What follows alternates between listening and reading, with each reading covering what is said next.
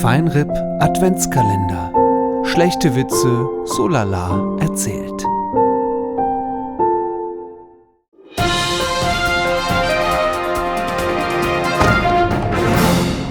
Guten Abend bei den Feinripp Weihnachtsnews. Stromausfall auf Toilette. Betroffene sichtlich angepisst. Unerhört. Taubstummer nicht als Zeuge geeignet.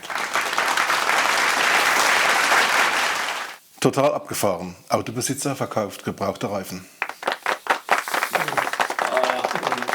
Maul. Das ist gefälligst witzig, ja. Okay.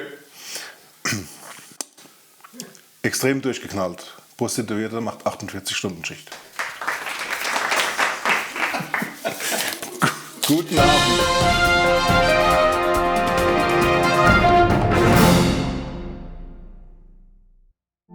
Eine besinnliche Vorweihnachtszeit wünschen euch Alex, Christoph, Harry, Michel und Monchi. palzrock.de